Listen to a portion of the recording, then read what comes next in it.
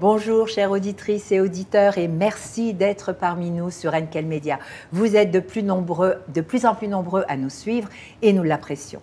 Nous sommes heureux de continuer à vous informer avec nos invités qui partagent les plus récentes informations dans leur domaine.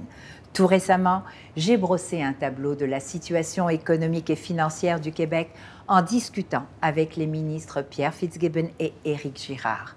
Aujourd'hui, j'ai le plaisir de m'entretenir avec le ministre du Travail, de l'Emploi et de la Solidarité sociale et ministre de l'Immigration, de la Francisation et de l'Intégration, M. Jean Boulet.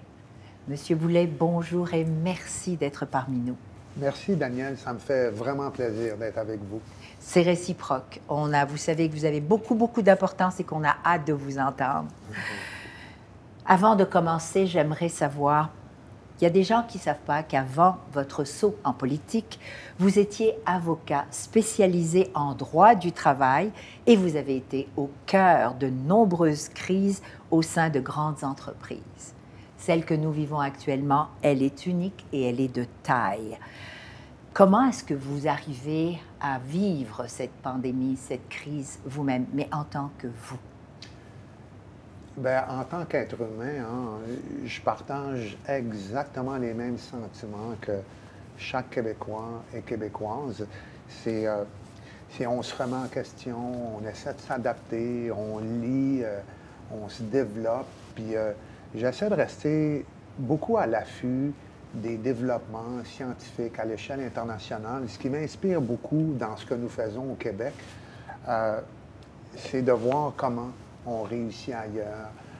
Je pense qu'au départ, au début de la pandémie, on voulait être prompt à agir, on voulait être diligent, on voulait s'assurer que les Québécois soient en confiance avec un gouvernement qui était vraiment, évidemment, pas destiné à affronter une pandémie de cette nature-là, mais on a essayé de travailler en équipe, puis avec la santé publique au Québec, on a fait tout ce qui était en nos moyens.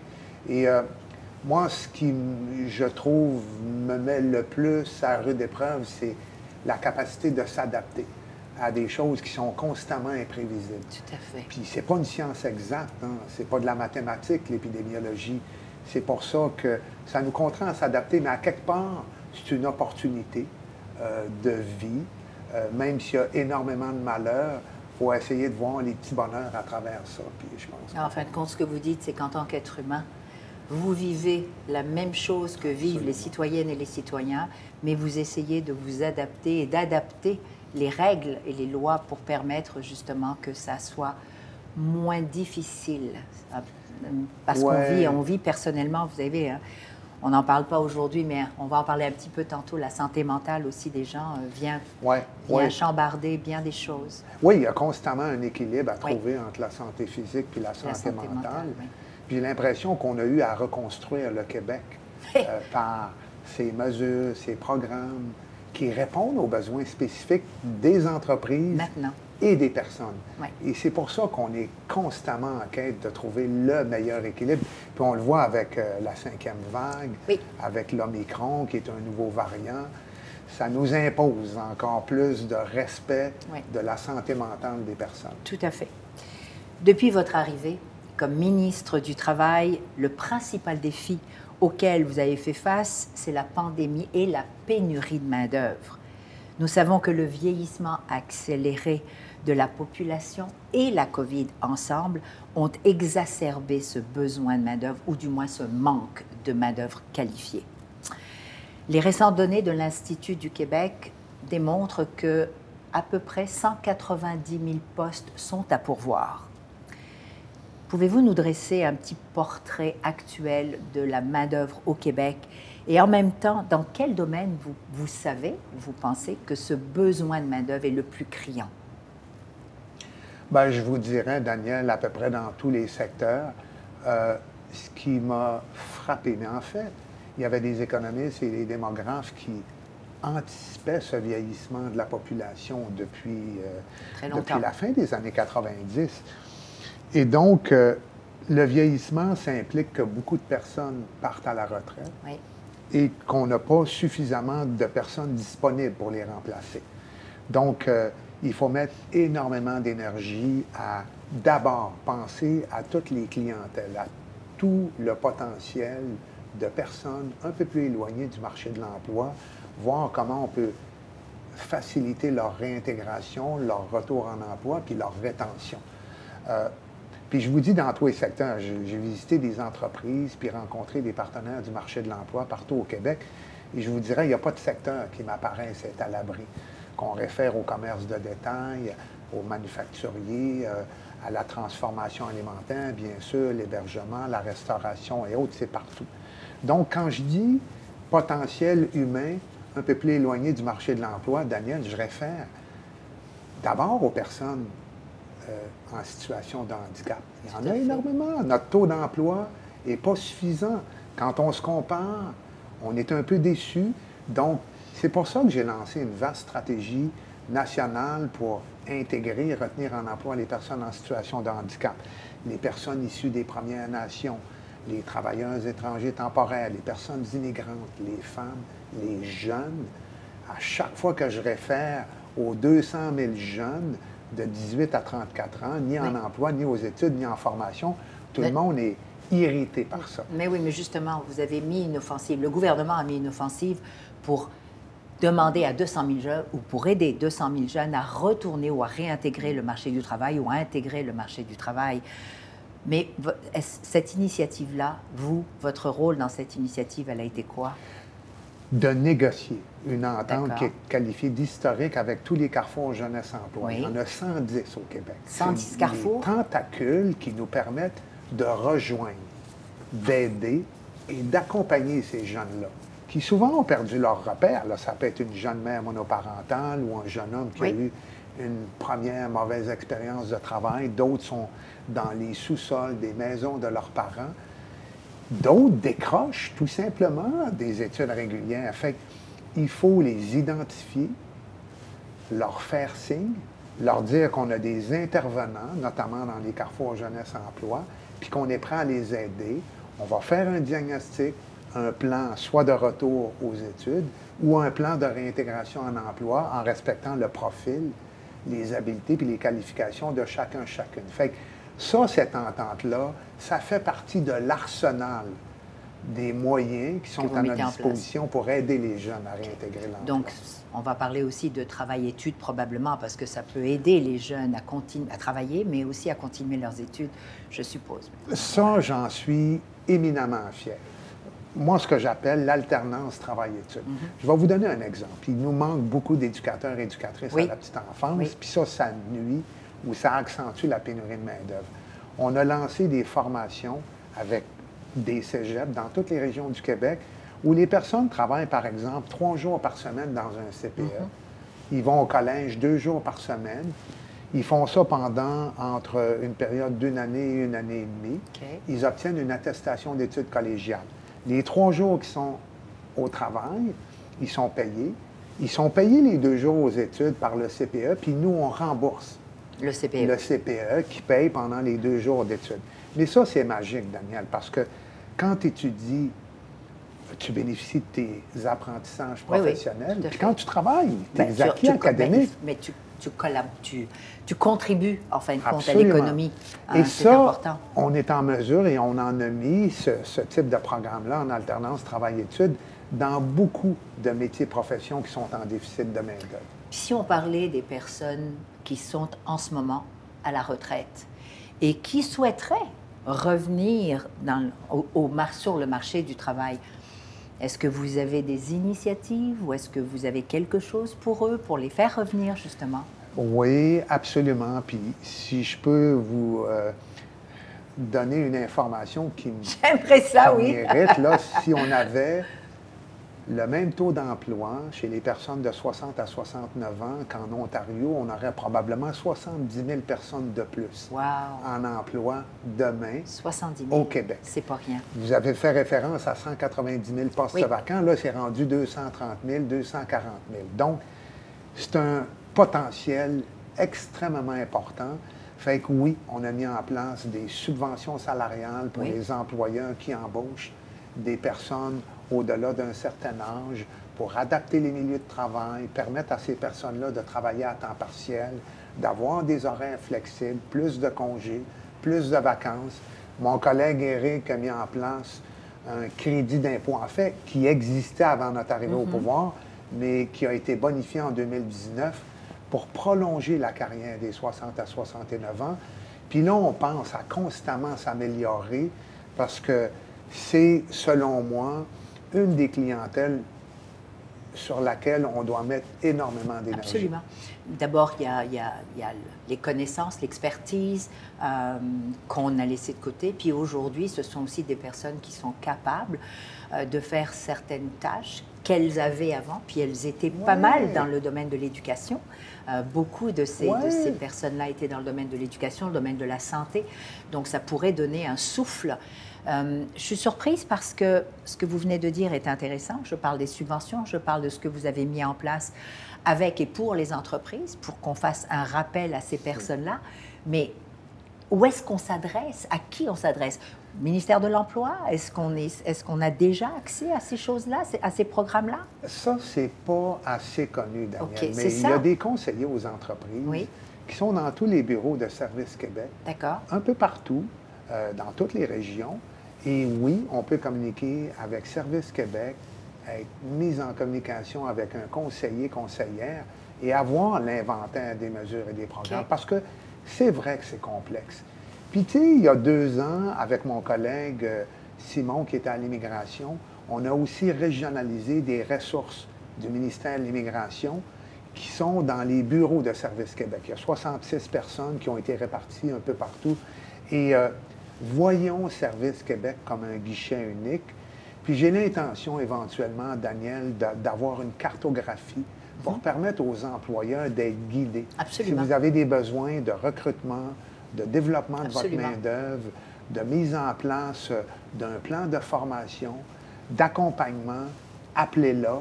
Puis vous allez avoir un tableau synoptique, puis vous allez être en mesure de trouver ce qui convient à vos besoins. Parce que c'est important, Daniel, ce que vous dites. Au Québec, il y a énormément de PME qui n'ont pas des départements de ressources humaines hyper sophistiqués. Non, ils portent plusieurs chapeaux. Ils ont besoin de l'aide. Il y a des personnes qui s'occupent des opérations puis des finances qui, en même temps, doivent s'occuper de recrutement puis de rétention. Donc, on est là.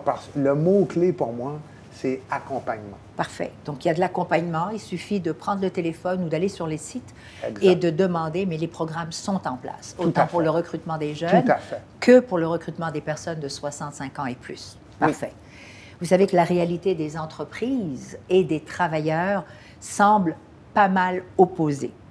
D'une part, les entrepreneurs sont en train de se battre quasiment à tous les jours en compétition constante pour retenir leurs employés qualifiés.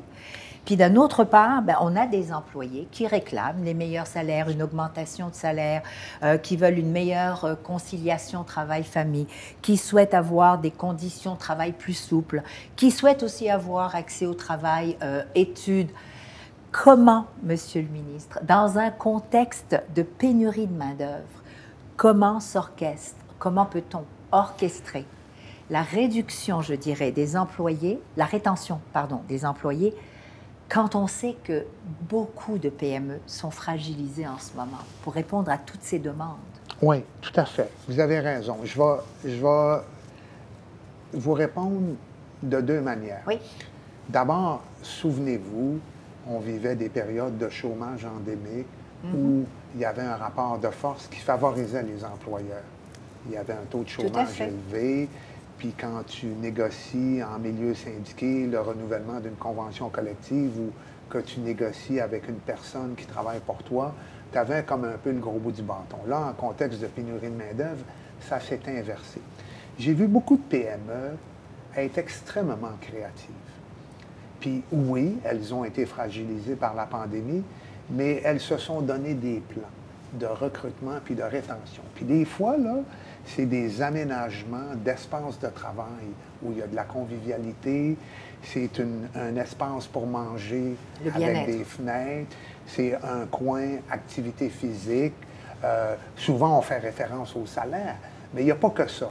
Il y a les mesures de conciliation famille-travail, Oui. vous l'avez soulevé. Il y a les horaires de travail flexibles. Absolument. Il y a le télétravail qui est un outil fantastique pour recruter et retenir. Donc, il faut faire une réflexion et essayer de déterminer ce qui est le plus compatible avec ce que tu es capable de faire pour mieux recruter et mieux retenir.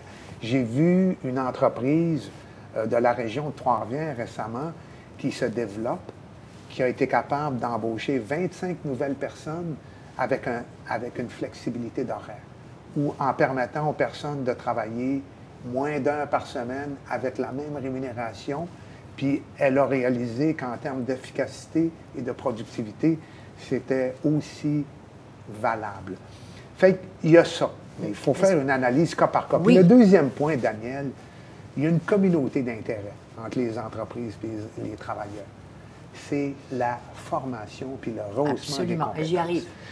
OK, J'y parfait. arrive Donc, justement. on pourra- J'y arrive parce que c'est vrai que la formation est un outil extraordinaire et je sais que vous avez rehaussé, vous avez mis en place des moyens très efficaces pour rehausser certaines compétences, mais aussi pour requalifier du personnel afin que ce personnel soit disposé et disponible sur d'autres peut-être cibles ou d'autres marchés. On est d'accord? Donc, est-ce que vous pourriez nous expliquer en quoi ces programmes de formation, justement, sont importants dans le contexte de numérisation des entreprises et de clarifier quelles ressources les dirigeants des entreprises ou auprès de quelles ressources elles peuvent aller pour, encore une fois, bien se renseigner? Parce que là, on parle de numérisation, mais on parle de formation, de requalification. Tout à fait. C'est une excellente question. D'abord, formation. C'est intéressant parce que ce matin, j'ai annoncé un programme Ambition Compétences avec la Commission des partenaires du marché du travail pour permettre aux entreprises de réussir leur virage numérique et aussi d'accélérer leur transition écologique. Parce qu'il y a des défis technologiques Oui. et il y a des défis environnementaux. Et ça, les entreprises qui, par exemple, veulent adapter leur organisation de travail au principe de l'économie circulaire, veulent robotiser leur chaîne de production, Oui. ou le commerce de détail qui veut aller vers l'électronique, ou les concessionnaires automobiles qui veulent se réunir et permettre à leurs employés de faire l'entretien, la réparation des véhicules électriques, ou d'autres entreprises qui veulent contribuer à l'amélioration de la littératie numérique de leurs employés. On est là. Oui. Il y a des subventions. On assume 85 des salaires jusqu'à concurrence de 25 de l'heure. Et ça, c'est au bénéfice, comme je vous disais, autant de l'entreprise, Ben oui. qui est ambitieuse, que des employés qui ont besoin d'être accompagnés. Parce que quand on parle d'automatisation, Daniel, tout ce qui est routinier et répétitif, selon moi, peut s'automatiser. Et ça permet, parce qu'on ne met pas de côté le capital humain, il va Surtout toujours pas. être au cœur des organisations, mais on leur permet d'améliorer leurs conditions de travail et de faire des emplois à meilleure valeur ajoutée. Et la requalification, c'est autre chose.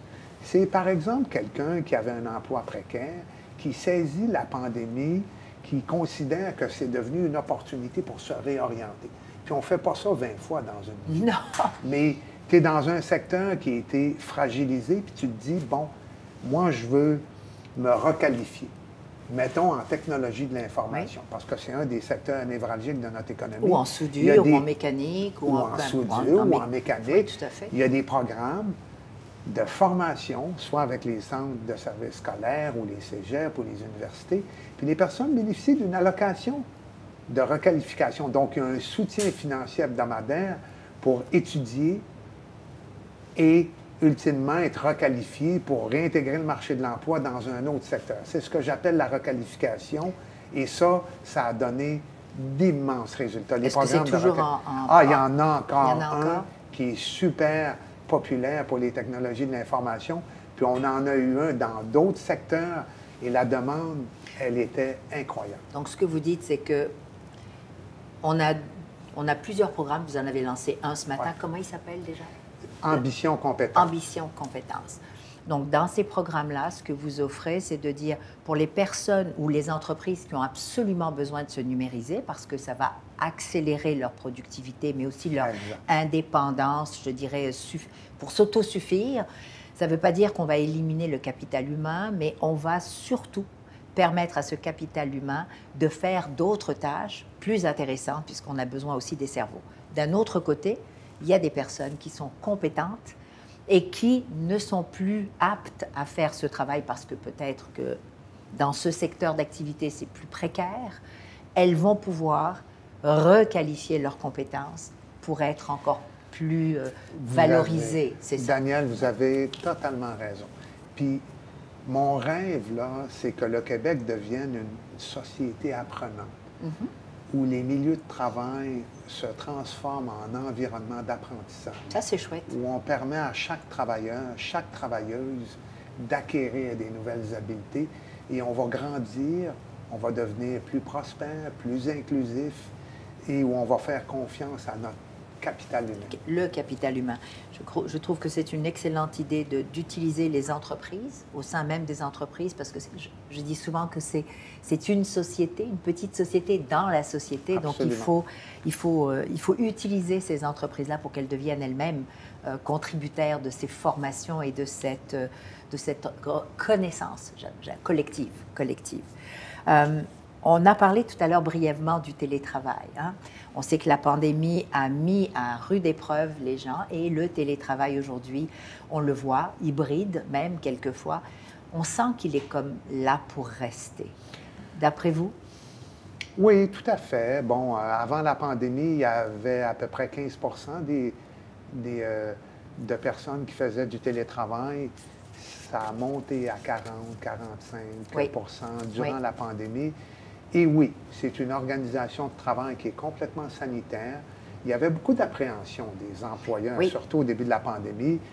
On va avoir des mauvaises surprises pour l'efficacité de nos opérations, pour la productivité, mais ça ne s'est pas avéré le cas.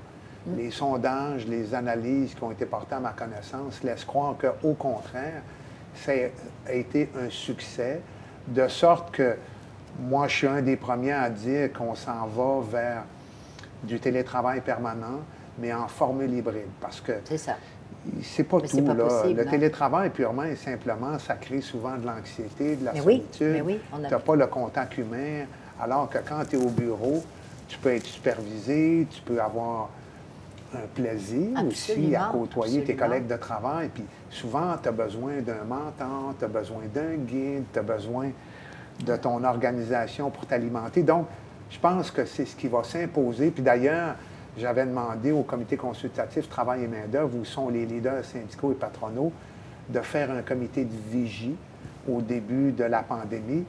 Et j'étais bien attentif aux irritants. Puis j'ai réalisé que les avantages ont, et de loin, transcendé les inconvénients. Et je répète constamment que les lois s'appliquent à l'employeur et à son télétravailleur. Mais on est d'accord aussi, Monsieur le ministre, que ce n'est pas tous les secteurs d'activité qui peuvent vivre du télétravail, parce qu'on parle de production, on parle de manufacture, il y a des quarts de travail, il y a des gens qui ne peuvent pas travailler en télétravail, mais qui sont obligés de rentrer.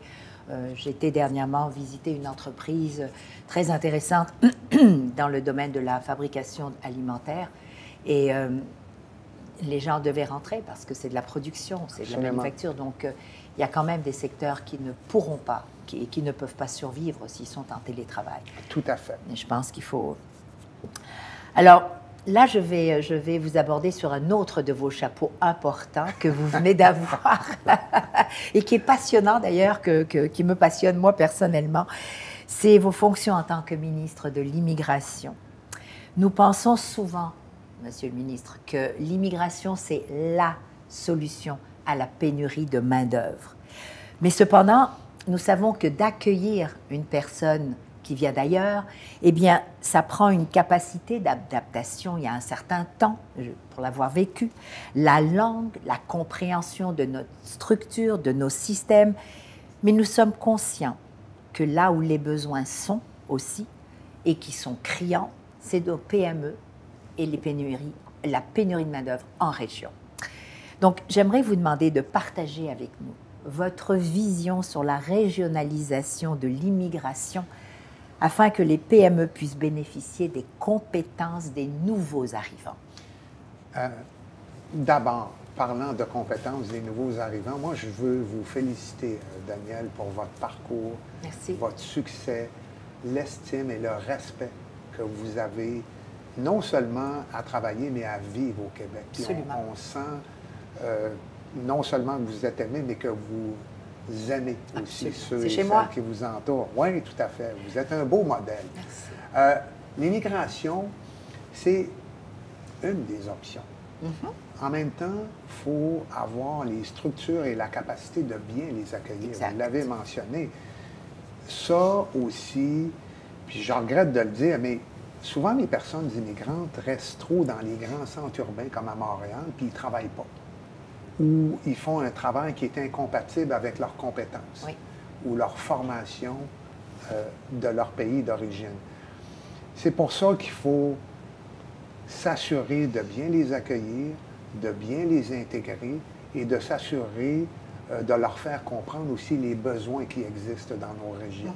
À Val-d'Or, à Gaspé, à Shawinigan, partout où je vais. Est-ce que vous avez les des gens me disent, incitatifs justement ben pour oui, ça? Ben oui, tout à fait. Hein? Puis on a un plan d'intégration et d'accompagnement personnalisé qu'on a lancé il y a à peu près un an et demi pour s'assurer de bien identifier les personnes immigrantes à leur arrivée et de s'assurer d'un bon arrimage entre leur profil et les besoins du marché de l'emploi. Et ça, on le fait beaucoup par les conseillers en immigration qui sont dans les bureaux de Service Québec.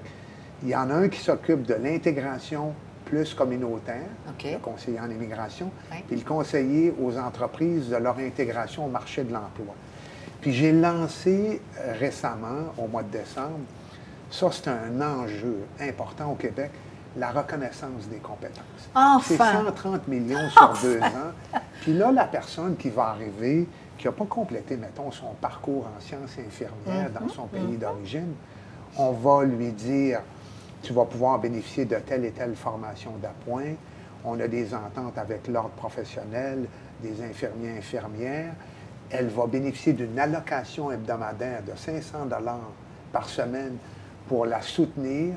Et on va s'assurer qu'elle soit reconnue, puis on va lui permettre d'intégrer un emploi, par exemple, de préposé aux bénéficiaires. Un emploi qui est compatible avec son profil puis sa formation. Je ne veux pas instrumentaliser les cas, mais tu sais, vous le savez, il y a des personnes qui font des emplois à Montréal totalement incompatibles. Justement, et ce sont des personnes qualifiées, diplômées, Oui. qu'on a laissées de On ne peut plus côté. tolérer ça. C'est pas tolérable et c'est dommage. Comme je dis souvent, on a besoin de tous les cerveaux, Absolument. de tous les bras possibles et de ceux qui veulent contribuer, moi je dis tout le temps, à l'économie du Québec. Donc je ne parle pas des bras cassés, je parle de ceux qui veulent. Comment aujourd'hui allez-vous enrayer ce fléau, j'allais dire, ou reconnaître leurs compétences pour faire appel à ces gens-là? Bon, on a fait, comme je vous ai mentionné, une entente avec le Conseil interprofessionnel du Québec. Tous les ordres professionnels relèvent de ce conseil-là. Il y a une allocation financière, il y a de l'accompagnement personnalisé, il y a des méthodes pour les réintégrer en emploi dès qu'ils ont complété leur formation d'appoint et surtout leur permettre d'exercer un emploi de transition. Je comprends. Pour que leurs compétences soient mises en exercice. Là. Puis, tu sais, je dis un vétérinaire qui travaille en technique animalière, un ingénieur qui travaille dans une entreprise d'aéronautique ou de recherche.